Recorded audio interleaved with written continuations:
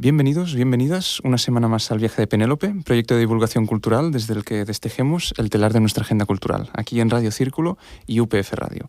Buenas tardes, Lucas. ¿Cuál es la próxima parada de nuestro viaje? Buenas tardes, Baren. El día de hoy tenemos la ocasión de hablar sobre el Estatuto del Artista y las condiciones laborales del sector cultural. No es ningún secreto que él ha sido duramente golpeado por la pandemia. Durante los 2 últimos años se han puesto de manifiesto algunos de los aspectos más precarios de las profesiones artísticas, y quizás a causa de ello se han redoblado los esfuerzos para introducir un nuevo marco legal, que habrá de tomar en consideración las características propias de este sector y ofrezca también unas mejores condiciones laborales a sus trabajadores. Es por eso que hoy hablaremos del Estatuto del Artista. Para tratar este tema, hoy nos acompañan, por una parte, en el estudio Lluís Rodríguez Salvà, pianista, presidente de la Asociación de Intérpretes de Música Clásica y vocal de la Junta Directiva de la Unión de Músicos. Muchas gracias, Lluís, por estar aquí. Gracias a vosotros por invitarme. Y también nos acompaña Andrea Leunda, que es abogada laboralista en la Asociación de Actors y Directors Professionals de Cataluña y tiene una amplia experiencia en el sector de la cultura, habiendo trabajado también en la Asociación de los Profesionales de la Danza, del Circo. Así que muchas gracias también, Andrea, por estar hoy con nosotros. Muchas gracias a vosotros por invitarme. Queríamos comentar primero que si uno lee las fuentes académicas sobre el mercado laboral del sector cultural, pues uno se encuentra que los autores presentan un modelo general del mercado laboral al que se enfrentan los artistas, en el que hay niveles de desempleo bastante altos, niveles de subempleo también muy considerables si se comparan con las posiciones del mercado laboral con unos requisitos de formación que más o menos se asemejan a los que tienen los artistas. También encontramos que el empleo de los artistas es intermitente, que pueden tener múltiples pagadores y en ocasiones también compatibilizan profesiones que no solo son artísticas, sino también, por ejemplo, en la enseñanza o fuera de lo que son propiamente las industrias culturales. Además, tiene una distribución de los ingresos bastante sesgada hacia la derecha, por lo que quizá hay algunos artistas que cobran muchísimo, pero comparativamente hay otros que se encuentran muy hacia la derecha de la distribución de los ingresos. Por lo que, para asentar el debate sobre el Estatuto del Artista y las condiciones laborales, os queríamos preguntar si esta descripción general que se hace sobre los sectores culturales en general es verdaderamente también algo muy palpable dentro del sector cultural en España y a qué se debería esta situación de precariedad. Sí, yo creo que es una buena radiografía del sector y desgraciadamente. Y las causas, claro, tampoco entiendo que haya una sola causa, ¿no? Por una parte seguramente se da porque la dotación pública para las artes y la cultura en nuestro estado no es la que se puede dar en otros estados, y quieras que no, pues eso siempre perjudica a un sector que necesita de una dotación económica pública para poder llegar a tener para poder de alguna manera crecer, para poder crear contenido, y esa es una parte que ya falla. Después, por otra parte, es complicado también hablar del sector de la cultura en general cuando tratamos las condiciones laborales, porque no todos los sectores son iguales. No se puede. Primero, también hay que distinguir entre intérpretes y autores, porque un autor, como puede ser un dramaturgo, una dramaturga, una escritora, tienen otro régimen. En principio, lo habitual es que suelan trabajar como autónomos, porque tienen sus propios proyectos. En cambio, los intérpretes, que tanto pueden ser en el sector de la música, en la danza, en el teatro, el circo, otras artes, sí que por la normativa laboral tendrían que estar contratados como trabajadores por cuenta ajena. Y las condiciones no suelen ser las que no corresponden por convenio. Cuando hay convenio y si no hay convenio de aplicación, que el convenio de trabajo, como sabéis, pues son como las normas que regulan cada sector, tampoco son unas condiciones, aún peor, no son condiciones dignas. Entonces, hay un punto de pez que se muerde la cola, porque falta dotación pública para los proyectos, después no se dan las condiciones para que los intérpretes puedan trabajar y las intérpretes de manera, ¿cómo decirlo? de manera habitual en el sector de la cultura, que tengan que trabajar en otros trabajos, entonces ya no pides a lo mejor las cantidades que te corresponderían y de alguna manera se va precarizando todo. Pero decir una sola causa es complicado. Sí, bueno, yo en general estoy de acuerdo con lo que estás diciendo, sin duda. Conocemos el sector. Yo creo que sobre todo es una cuestión, lo que nos falta es ordenar nuestro sector, que creo que es lo que no tenemos, ¿no? O que no teníamos hasta ahora comenzamos a tener. Siempre se habla de esta palabra el sector está atomizado, ¿no? Porque el sector es muy complejo, realmente. Ya no solo por la diversidad del sector cultural en sí mismo, que es un mamut como concepto, sino dentro incluso de los propios subsectores, porque los perfiles son variables. Antes hablabas, por ejemplo, que no es lo mismo un intérprete que un autor, ¿no? Pero en música, por ejemplo, hay muchos intérpretes que son autores también, ¿no? Y bueno, en teatro también, ¿no? Quiero decirte que estos perfiles dobles y triples muchas veces del propio sector también lo hace mucho, mucho más complejo que otros sectores que son más simples de ordenar. También lo hace más rico, evidentemente, ¿no? Pero entonces esa ordenación tampoco la hemos hecho desde el propio sector. Y aquí ha habido un trabajo de fondo que hace años, digamos, se activó de alguna manera. Bueno, siempre ha habido gente trabajando en ello, ¿no? Pero de alguna manera hemos logrado ciertos objetivos últimamente, tanto a nivel de Cataluña, por ejemplo, con la Academia Catalana de la Música, digamos, en el sector exclusivamente musical, que por primera vez hay, digamos, una especie de oficina, voz única, aunque sea plural, pero centralizada. Por ejemplo, con la misma Unión de Músicos Profesionales, que yo estoy en nombre de la UDM hoy, pues es por primera vez nos juntamos todas las asociaciones de intérpretes y algunos también autores de música aquí en España. No solo nos hemos juntado prácticamente todos los que existimos, sino que generamos la creación de nuevas asociaciones en lugares, territorios en España donde no existían. Entonces, ese trabajo, creo, que nos tocaba en el sector, no lo habíamos hecho del todo, o no lo habíamos hecho del todo bien, y ahora está muy encaminado. Eso creo que nos tenemos que felicitar por ello. Y después, por otro lado, creo que faltan dos cosas claves que una tiene que resolver, sobre todo el Estatuto del Artista, que es la definición. Nosotros partimos de que nosotros no estamos definidos a nivel legislativo. No sabemos qué es un artista, para comenzar, porque la definición que hoy aún a día de hoy existe de qué es un artista es tan deficitaria que da risa, ¿no? Es una persona, básicamente es una persona que actúa de forma pública.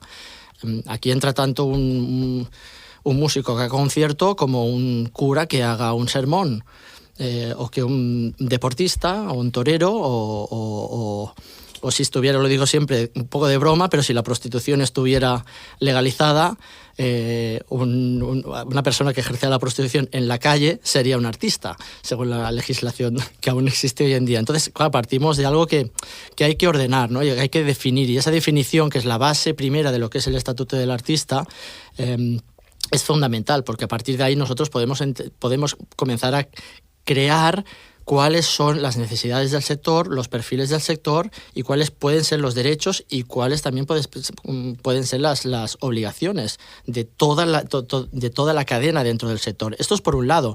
Y después tenemos otro déficit muy claro, que es un déficit de datos. No tenemos datos, no sabemos cuántos músicos hay en España, ni en Cataluña, ni siquiera en Barcelona, que estamos ahora mismo aquí, no sabemos. Y digo músicos, y pueden ser actores, o pueden ser pintores, o puede ser lo que sea. No sabemos cuánto dinero movemos como industria. Y entonces nadie del gobierno, porque estos son datos, metadatos, digamos, que son complejos de lograr por una asociación o por un grupo de asociaciones. Eso es algo gubernamental, que hay que establecerlo, y igual que tiene en cualquier otro sector. Cuando hay una huelga de camioneros, pues el gobierno sabe perfectamente cuánta gente está ahí y qué afecta y qué le afecta económicamente cada día o cada hora que hay una huelga. Eso en música y en cultura en general no existe. Entonces también es ese trabajo que hay que hacer, que no está hecho, y yo creo que esta mezcla de cosas es lo que explica la precarización en la que aún vivimos, aunque bueno, vamos mejor, digamos, tenemos esperanza por lo menos desde la Unión de Músicos de que vamos por el camino correcto. Sí, en este sentido, si me permitís un momento. Sí, adelante. Sí, que estoy de acuerdo con lo que comenta Luis, que sí que es verdad que hay mucho trabajo por hacer, y me gusta tu visión optimista, porque sí que es cierto que, por ejemplo, ahora con la reforma la relación laboral de los artistas en espectáculos públicos se regula por un Real Decreto que es del 1435 del 85, y ahora no hace nada, se ha modificado, y se ha modificado no la definición de artista en sí, pero sí que se ha definido mejor lo que se entiende como espectáculo público. Y se habla de personas artistas que desarrollan su actividad en las artes escénicas, audiovisuales y musicales. Y se define también mejor qué es un programador, para entendernos. ¿Quién organiza? ¿Quién es el empresario, para entendernos así? Bueno, ¿no? eso más o menos. Un poquito mejor, es un poquito mejor de lo que había, todo es mejorable, ¿no? Pero bueno. Bueno, sí, a ver, yo entiendo que esa parte sí que ha habido una modificación, pero más o menos está igual al final en el sentido último, porque se mantiene empresario, ¿no? y organizador. Y después también se incluye productor, que en principio también se incluyó porque lo pidieron los técnicos, ¿no? Porque los técnicos están incluidos en el régimen de artistas, y también el personal auxiliar, los y las técnicos, y el personal auxiliar, como pueden ser los que realizan labores de producción para una producción escénica en concreto, peluquería, figurinistas, y se pidió que se incluyera productor, pero bueno, tal y como estaba antes, en realidad ya es la organización del espectáculo, ¿no? Bueno, en música daba bastantes problemas, a lo mejor en teatro o en otros ámbitos no los creaba, pero en música sí que nos creaba bastantes complejos, porque incluso yo que sé, un mismo iluminador, un artista puede ser técnico de luces también en un espectáculo multidisciplinar. Entonces hay mucha cosa de estas, esta variedad al no estar definido nos complicaba a nosotros particularmente. No me meto en otros ámbitos que no conozco tanto, ¿no? Pero nosotros sí que ha habido una mejora en ese sentido. Es mejorable también, que hay que decirlo, también no es perfecta, pero bueno, un paso adelante siempre hay que verlo de forma positiva, creo. Sí, tanto que sí. A ver, yo en esta parte sí que es cierto que yo entiendo que también en los músicos estuve trabajando, que sí que es verdad que la labor que estáis haciendo desde la Unión de Músicos es muy importante, y también la Academia Catalana. También hay otras entidades, asociaciones, como son el Sindicat de Músics, Activistas de Cataluña, que no están incluidos, pero que también están trabajando de manera ferma para intentar mejorar las condiciones laborales de los músicos. Yo estuve colaborando con ellos bastantes años, ahora este año ya no puedo porque no daba abasto, pero sí que seguimos teniendo relación, y la verdad que yo estoy bastante en la línea que se defendía o que se defiende desde SMAC, que la regulación y la definición de organizador de espectáculo público estaba suficientemente clara. Bueno, nosotros al hemos... final son interpretaciones y no vamos a aburrirnos. No es aburrir, es simplemente colaborar. Yo creo que es importante. Con el sindicato, con SMAC, por ejemplo, nosotros hemos tenido muchas conversaciones y no es que no estén incluidos, están, digamos, no ya invitados, sino que están convocados para ser uno más dentro de estas conversaciones. Lo que pasa es que, digamos, amablemente han preferido, digamos, tener una línea suya particular. Si lo creen así, pues bien, pero quiero decirte que en cualquier momento nosotros, digamos, tenemos la mano tendida para luchar, digamos, de forma conjunta, porque es lo que necesitamos. Totalmente. También es verdad que es interesante que hay diferentes, es decir, dentro al final del mismo barco, que es intentar mejorar las condiciones en el sector. Siempre es interesante también que hay distintos puntos de vista en los que trabajar, y sí. Ya hemos hecho esta distinción entre, digamos, los intérpretes y los autores y digamos, el régimen de autónomos y de trabajadores por cuenta ajena. Sí. Pero aparte de esto, es más general, precisamente por la naturaleza del trabajo que se realiza en el sector cultural, el uso de contratos no indefinidos sino temporales. Es decir, ¿cuáles son las modalidades de contrato más frecuentes en el sector cultural? Y si esto tiene relación, me imagino, con el tipo de trabajo que se hace, que es más estacional, no necesariamente, más bien ligado a un proyecto. Nosotros nos basamos, básicamente trabajamos en la intermitencia, y en la intermitencia basada en lo que se llama, digamos, no me gusta la palabra, pero lo que se llama el bolo, ¿no? Que es esa actuación concreta, básicamente diaria. Después, yo creo que es la base general. Después hay perfiles un poco diferentes, ¿no? Que pues algunos músicos que puedan tener una relación más extensa, por ejemplo, pienso en cantantes de ópera, en funciones de ópera, para no decir músicos de orquesta estables que tienen ya una condición laboral como si fuera un trabajador de una fábrica, para entendernos, y supongo que y en otros ámbitos como el teatro tal, pues también las funciones o temporadas de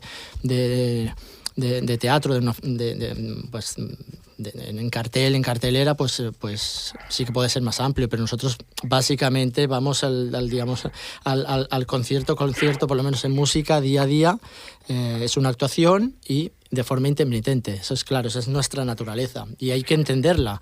Digamos, el gobierno ha ido entendiendo poco a poco que esta era una realidad, porque al principio el sistema saltaban los fusibles enseguida, ¿no? La pandemia nos benefició, si se puede decir la palabra un poco, nos benefició porque la crueldad del momento hizo que el gobierno fuera un poquito más receptivo a entendernos y a que nos dejaran explicarnos y que pudiéramos explicar estos conceptos, y tuvieron que ajustar. Por ejemplo, logramos conjuntamente también el primer paro, digamos, la primera prestación de paro para artistas, que es algo inaudito, porque de donde partíamos poco tiempo antes a que el gobierno aceptara este tipo de cosas, que crea unos choques en el sistema, porque no entiende, no está configurado el sistema para cuadrar este tipo de realidades laborales. Entonces ahí ya ha habido un cambio, pero claro, pero nos basamos en esto, la intermitencia es fundamental, claro.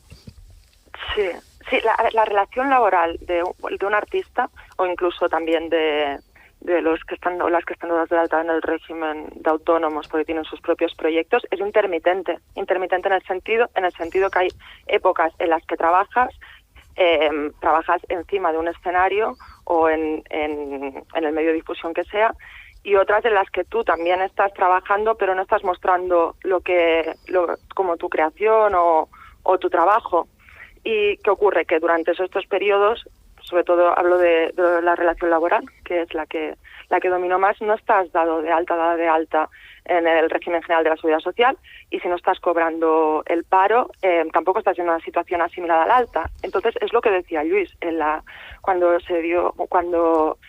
se cancela, se suspendió toda representación, se cerró todo por la pandemia, muy pocos artistas pudieron acceder a ningún tipo de prestación porque no estaban en situación de alta en ese momento. Entonces no podías acceder a los ERTOs, ni podías acceder a un paro. Es curioso porque la primera medida que se anunció para artistas no iba dirigida a artistas, iba dirigida a trabajadoras con un contrato temporal. Ahí te das cuenta de lo poco que entendía el legislador o el ejecutivo el concepto de intermitencia. No tiene nada que ver un contrato temporal con la intermitencia.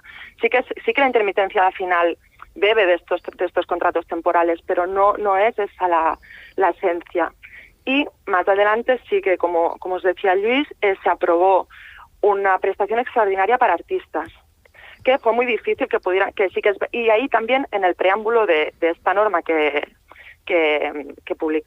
aprobaba la prestación de artistas, se reconocía el carácter intermitente. Esto es muy, muy importante. Después se ha ido desarrollando en otras normas, aún falta mucho por hacer, pero es muy importante. Y sí que la prestación de artistas fue justita en el sentido de que pueden acceder muy pocas trabajadoras, aunque tenían los requisitos para poder acceder, pero no pudieron porque el SEPE lo ponía muy difícil.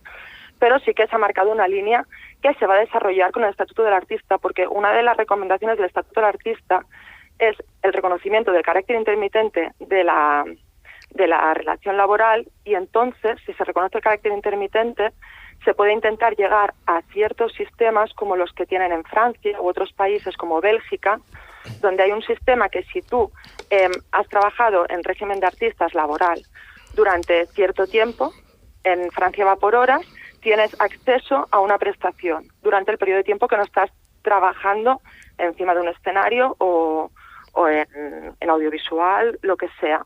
Entonces, claro, esa es una parte muy importante. Claro, también porque el concepto de intermitencia hay que entenderlo, porque claro, a veces dices intermitencia, no es intermitencia laboral, ojo. Porque nosotros trabajamos continuamente todos los días, todos los años. La intermitencia es en la presentación de nuestro trabajo. Porque claro, la gente se piensa que solo trabajamos cuando subimos al escenario, en el caso de un músico, por ejemplo.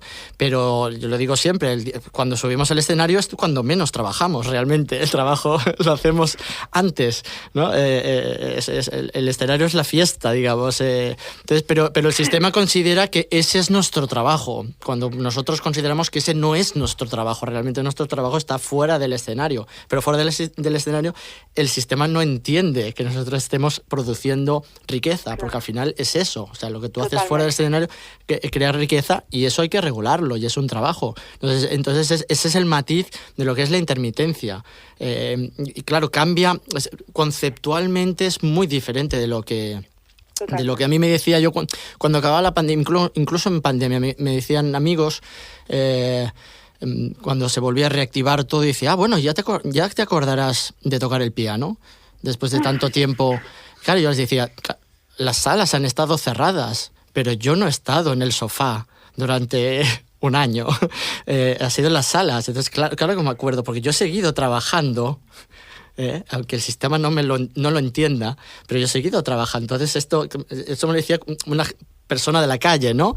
Pero eso está instaurado, esa idea. Entonces, cambiar ese concepto y entenderlo es fundamental también para dignificar también, por este lado, también nuestro oficio. Totalmente. Mira, en este sentido, dos cosas. Una por la pregunta que nos han hecho, y después al hilo de lo que comentas. Una, en el régimen laboral de artistas, lo habitual, la norma general es la temporalidad. En el régimen general ordinario, en el que trabajamos, por ejemplo, en el que trabajo yo, lo habitual es el contrato indefinido. Y en este sentido ha ido la reforma laboral, a evitar la contratación temporal en fraude de ley, que en España tela. Se contrata mucho en fraude de ley con contrato temporal, y con la reforma laboral se ha intentado de alguna manera revertir esta situación. Pero en la relación laboral de artistas lo habitual es el contrato temporal, porque es lo que decía Luis. Una cosa es el trabajo como todo el trabajo que tú haces, porque a veces también con laboral nos confundimos, ¿no? Porque laboral es un punto como jurídico, ¿no? Pero bueno, todo el trabajo que tú haces en casa, en tu proyecto, en lo que sea, que es trabajo, y después hay la puesta en público de este trabajo, ¿no? Que es ahí donde habrá la alta laboral. Ahora, con la reforma laboral hemos tenido que insistir para que se aprobara un contrato laboral artístico que fuera temporal. Y ahí, por ejemplo, desde la Asociación de Actors, que forma parte de Conarte, que es una confederación de asociaciones de actores, actrices, directores, directoras y también bailarines, coreógrafos, bla, bla, bla, hemos trabajado mucho junto con otras entidades, asociaciones, tanto de parte social, parte empresarial, y se ha conseguido aprobar una norma en la que se recoja un contrato temporal para artistas, que eso es básico, porque tú puedes estar 2 meses, 3 meses trabajando en una producción, por ejemplo, una actriz, y después pasar a otra. También una de las notas de la intermitencia, ¿no? Una de las características es que no siempre estás trabajando para el mismo ocupador. Y después, para lo que decías, Luis, es que falta mucha sensibilidad y falta mucho conocimiento, porque esto me ha hecho pensar lo que estabas diciendo, que, por ejemplo, que los estudios de conservatorio, el ciclo profesional de música, que son una burrada de horas, o el de danza, cuando la Ley Orgánica de Educación te reconoce que a nivel de título es como un grado de formación profesional medio. Y hay muchísimos problemas para intentar, bueno, las asociaciones de danza y las de músicos también llevamos tiempo intentando que se reconozca como mínimo que debería ser equivalente a un grado superior, de formación profesional superior, y ponen muchas pegas. Entonces, con la cantidad de horas de esfuerzo, de exigencia, que al final la titulación sea como la de un grado medio. Sí, esto fue cambiando, claro, también, ¿no? En un momento sí que se aprobó la equivalencia real, digamos, de alguna manera, pero después pero son estas, claro, es lo que dices, ¿no? Es importante el que nosotros tenemos que seguir haciendo pedagogía. en todo esto. Porque claro, tenemos ahora mismo una titulación superior que en realidad, o muchos conservatorios, de hecho, muchos conservatorios de música, en mi caso, por ejemplo, se rigen de igual manera que un instituto, un centro de formación profesional. Hasta el mismo organismo lo gestiona. Pero al mismo tiempo entramos en el Plan Bolonia, y podemos hacer estudios en Europa, entonces ese grado más o menos equivale, pero no equivale. En algunos países hay problemas en ese sentido, entonces como que sí, pero no. Por un lado, es que todo está desdoblado, ¿no? Entonces, por un lado sí, pero por un lado siempre también nos pasa.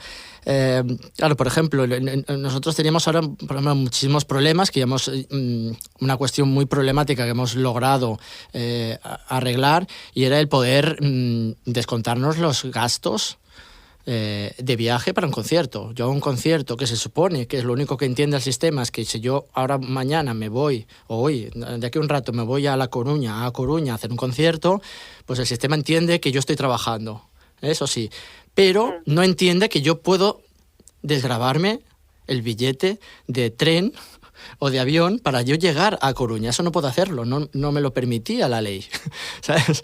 Entonces, claro, es un sí, pero no se acaba de entender, ¿no? Y hay mucho desconocimiento, incluso en la clase política. Entonces, nuestro trabajo, digamos, sobre todo con las asociaciones de aquí catalanas, o la Academia Catalana en Cataluña, pero sobre todo, en ese sentido, con la Unión de Músicos en Madrid, que es donde, digamos, estas cuestiones se resuelven, porque estas cuestiones no se resuelven aquí en Cataluña, ¿no? Pues hacemos ese trabajo de pedagogía continuo para explicar la idiosincrasia y dónde están los errores en el sistema, que hay múltiples, siempre hay. Ahora hubo la reforma laboral que ordenó varias cosas, pero también desordenó otras. Por ejemplo, nos hacían una penalización, como se intentaba la reforma laboral que los contratos fueran menos temporales y más indefinidos, pues hacía una penalización por contratos de menos de un mes. Pero claro, nuestra propia naturaleza, ¿cuántos músicos o cuántos actores tienen un contrato con un pagador, digamos, de más de un mes? Prácticamente no existe. Entonces aquí tenemos una penalización en los impuestos por nuestra propia naturaleza, que no se podía resolver, a no ser que lo tengas en cuenta cuando haces la reforma laboral, y no lo habían tenido en cuenta. O al revés, lo que decías tú antes, un actor o una actriz que tenga una función durante 3 meses en un teatro. Pues tal como estaba la reforma, si estás trabajando más de 3 meses, más de 90 días, estabas trabajando más de 90 días en un mismo sitio, ese lugar te tendría que hacer indefinido obligatoriamente. Pero claro, tampoco tiene sentido, porque si tú te haces una función de unas X funciones de una función de una obra de teatro que dura 3 meses o lo que sea, porque ha tenido éxito o lo que sea, si ese teatro te tiene que hacer fijo como trabajador del trabajo, no tiene ningún sentido. Entonces, claro, tienes que explicarlo. Igual lo explicas, lo van entendiendo. Ahora por lo menos lo van entendiendo, que en otras épocas lo explicabas y tampoco lo entendían. Así que en ese sentido, por lo menos, creo que vamos bien, porque hay una cierta recepción. No sé si nosotros estamos más maduros o lo sabemos explicar mejor, o vamos más agrupados, seguramente un poco de todo, y no nos escuchan y nos hacen caso y nos dan la razón en muchas cosas, ¿no? Después cosas intentan arreglarlas y otras no son tan fáciles, porque el engranaje del sistema es muy complejo, y cuando cambias una cosa afecta a otras cosas, que es lo que pasa con el estatuto del artista. Claro que no se puede resolver. Nosotros al principio, el estatuto del artista hace 10 años más, 15 años casi, que nosotros los músicos, que ya la Unión de Músics que creamos en el 2007, me parece que era, ya llegamos al Congreso a votación y no salió adelante. La propuesta del Estatuto del Artista. Estaba muy verde todo esto, ¿no? Teníamos mucho trabajo que hacer nosotros aún, y no nos entendían. Entonces ahora todo ese trabajo lo hemos hecho nosotros, que creo que también es importante reivindicarlo, ¿no? Mirarnos también a nosotros como sector, agruparnos, entendernos entre nosotros, tener ideas comunes, saber de lo que estamos hablando, saber cómo decirlo para alguien que no es músico, o no es actor, o no es escultor, o no es pintor, o no es alguien de la calle, que al final los políticos son gente de la calle en ese sentido, porque ni siquiera a veces la gente del Ministerio de Cultura tiene mucha relación con la cultura. Entonces, claro, hay que hablar con la gente de la calle que lo entienda, ¿no? Y para que te entiendan tú tienes que saber muy bien de lo que hablas, ¿no? Claro. Y nosotros hablamos de aquella manera porque los artistas somos raros, porque nos entendemos, ¿sabes? Pero a veces no hablamos de otra manera, ¿no? Entonces, en ese sentido, hacer ese trabajo introspectivo de ¿qué necesitamos también como sector? Más que la queja, que siempre ha sido un clásico, ¿no? En la cultura de todo está mal y todo lo hacen mal para nosotros, ¿no? Que también, no digo que no, pero ¿qué podemos hacer nosotros para crear esa carretera que nos lleve a donde estemos mejor? No digo donde estemos bien o muy bien, pero donde estemos poco a poco mejor, ¿no? Y en ese sentido lo quiero reivindicar, digamos, este trabajo que hemos hecho todos, no solo los músicos, sino también diferentes entidades, y no solo la Unión de Músicos que yo represento hoy aquí. O sea, eso es un trabajo muy conjunto de todo el sector de la cultura. También aquí, por ejemplo, con el tema del 2%, la reivindicación del 2% en cultura. Ha sido una cosa grupal, o sea, de todo el sector, y eso es importante, porque no hace años y no tantos no era tan fácil, no hubiese sido tan fácil crear estas dinámicas, ¿no? Entonces es fundamental, la unión hace la fuerza, eso está claro. ¿Cómo valoráis los esfuerzos legislativos adoptados hasta la fecha? ¿Qué creéis que se ha conseguido? ¿Y qué medidas o propuestas consideráis que deberían adoptarse a la mayor urgencia? Una de las cosas más importantes, antes de entrar, digamos, que necesitamos es estabilidad a nivel político. Porque es uno de los problemas que tengo incluso en el Estatuto del Artista, que está tardando en tirar adelante porque ha habido tantos cambios en Madrid, en el gobierno. Y incluso aquí no hace falta ir lejos, en propia Cataluña, ¿cuántos? O sea, tenemos consellers y conselleras de cultura y de otros, prácticamente es que no llega a un año nadie, ¿no? Entonces es muy complicado hablar con gente cuando cada 6 meses, cada 3 meses o cada 9 meses o cada un año como mucho cambia el equipo que tiene que tomar las decisiones. Eso es muy complejo, porque es volver otra vez casi a cero y hacer todo este trabajo de pedagogía que decíamos. Entonces, la estabilidad es fundamental, o por lo menos que haya un equipo. Por eso siempre hemos reivindicado que estas cuestiones hay que trabajarlas de manera interministerial o interdepartamental. Porque si se hace de esa manera, siempre hay alguien aquí y allá que ha estado en el pasado, ¿no? Entonces hay un hilo, hay un puente entre los diferentes cambios, siempre alguien queda por ahí, ¿no? Y es más fácil pues seguir la línea más allá de los cambios que pueda haber puntuales aquí y allá. Eso es fundamental. A nivel de lo que decías, ¿no? ¿Cuál es la valoración un poco de las medidas?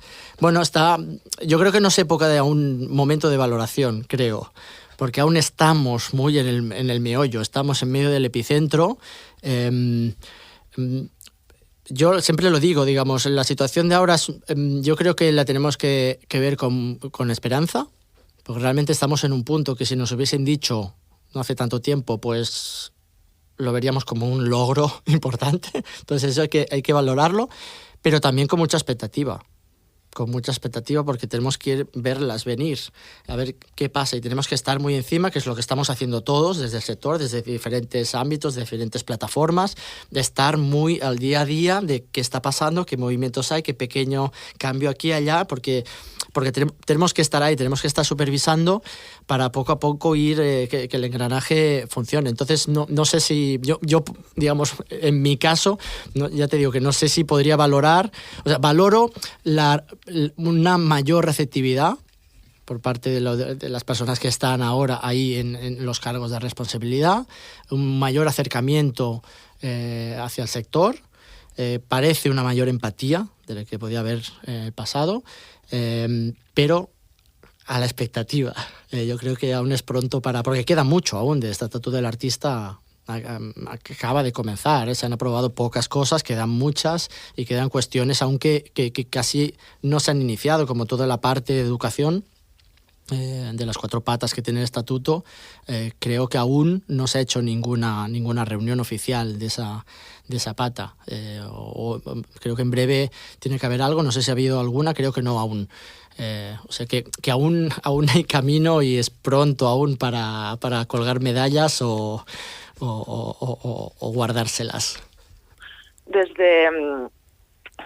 Desgraciadamente, porque ha sido un drama todo lo de la crisis sanitaria provocada por la COVID, pero sí que es cierto que por una parte ha habido una unión en el sector, distintas plataformas, distintas entidades, asociaciones trabajando para la mejora, teniendo una relación diaria con las administraciones públicas y por una parte conocen un poco más del sector, aunque sí que es cierto que queda mucho por hacer, queda mucha pedagogía, y por otra pues han ido aprobando ciertas normas que de alguna manera acercan las normas a la realidad del trabajo de las artistas.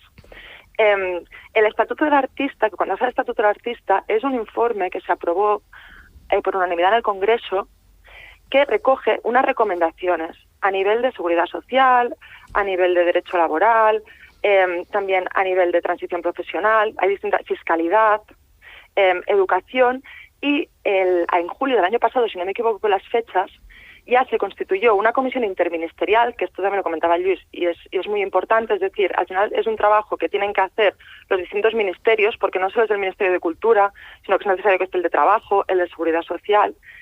Se constituyó una comisión interministerial con el objetivo de que durante este año 2022 será muy, muy importante, ya se lleven en normas de aplicación real para los y las artistas, esas recomendaciones que se aprobaron a finales en el 2018, creo que era, si no me equivoco. Entonces, este año es muy, muy importante. Entonces, es pronto para hacer valoraciones. Sí que, ¿qué se puede valorar? Que poco a poco se van acercando más de lo que sería la esencia, la idiosincrasia del sector, que hay una voluntad real en poder, de alguna manera, acercar la legislación a la realidad y poder mejorar las condiciones, tanto laborales como de seguridad social, como de transición profesional, que también eso es una cuestión interesante, como de educación. Claro, que comentaba Luis, no, eso es la educación superior, que es el ciclo superior. La educación superior no está reconocida como un grado universitario, pero sí que es cierto que tiene una equivalencia. Y hay muchos centros de formación superior que se han adscrito a universidades para poder, de alguna manera, poder tener los beneficios que tienen un grado en el sentido de poder realizar estudios en el extranjero, etcétera, ¿no? Yo hablaba de la formación de la formación profesional, que es lo que antes se entendía como conservatorio, que es de los 12 a los 18, que es el que tiene la equivalencia a grado medio de formación profesional. Estos son también cuestiones que tienen que tener en cuenta. Entonces, es un año muy importante. Para mí es básico lo que ha comentado Luis, de que haya seguridad.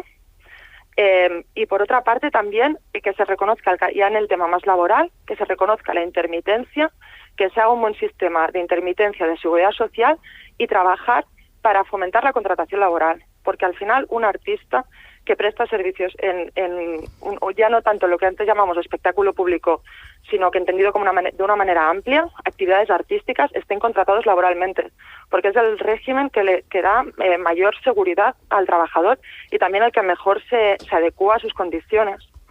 Entonces, y la mayor parte de las recomendaciones del Estatuto del Artista están destinadas en este sentido. Hay una incluso que aboga por luchar contra la proliferación de falsos autónomos. Entonces, eso es algo muy, muy importante, porque durante este tiempo de pandemia que hemos visto que muchas artistas no podían acceder a prestaciones porque no habían cotizado el tiempo suficiente, por ejemplo, cuando sí que han trabajado. Porque aún hay no en todos los sectores, en unos más que otros, no se puede generalizar, pero aún no se está contratando todo lo que se debería. Entonces, eso es un punto importante, pero hay mucho por hacer, pero la verdad que es un momento engrescado, es un momento importante y creo que hay una buena disponibilidad y disposición por parte de todas las entidades, Sí, yo estoy de acuerdo también. El tema de la seguridad jurídica, sobre todo, porque es una cuestión que crea mucho malestar en el artista, pero también en el que contrata al artista, el no saber cómo hay que hacer las cosas. Básicamente es esto. Entonces, si tú eres un empresario y tienes una fábrica de tablones de madera y no sabes cómo tienes que contratar a tus trabajadores y el trabajador no sabe qué derechos tiene ni obligaciones, entonces es muy complicado trabajar. es tan sencillo como eso, que parece como que ridículo, pero es que esa es la realidad, no está definido. Entonces, si esto se define, hay una seguridad jurídica, seguridad en el sentido de que cada uno es seguro de lo que tiene que hacer y cómo tiene que hacerlo. Eso es fundamental, ¿no? Y después también yo añadiría facilidad, porque también nosotros tenemos muchos problemas, tú lo decías antes, tenemos muchos problemas para hacer cosas o para acceder a cosas. Había ayudas y había muchos artistas que no podían acceder a las ayudas porque no cuadraban. Entonces, porque era complejo hacerlo. La facilidad es fundamental. También hablamos mucho. Cada vez que vamos... Nosotros tenemos altas y bajas, a veces es ir a la Seguridad Social o Hacienda para hacer los trámites como artista, eso es una cosa que es para hacer un máster solo para poder hacerlo. Es una cosa complicadísima, porque también es complicadísima para los funcionarios que están en las oficinas. Entonces hay algo que oí el otro día que me parece que decidió el gobierno que estaba pensando en hacer, que es algo que nosotros hemos pedido también mucho, hacer una especie de ventanilla única, la ventanilla única de alguien, que tú puedes ir a alguien que te informe. Porque yo mismo he ido muchas veces y al final me he tenido que ir porque no hay nadie, ni el jefe de la oficina, ni siquiera la central a veces me puede explicar lo que yo tengo que hacer o qué puedo hacer o qué no, y a qué tengo derecho y a qué no. Si no me lo explica el jefe de la oficina central, entonces vamos muy mal, porque aquí nadie sabe nada. Entonces, cosas de este tipo creo que nos ayudarían mucho a normalizar nuestra profesión,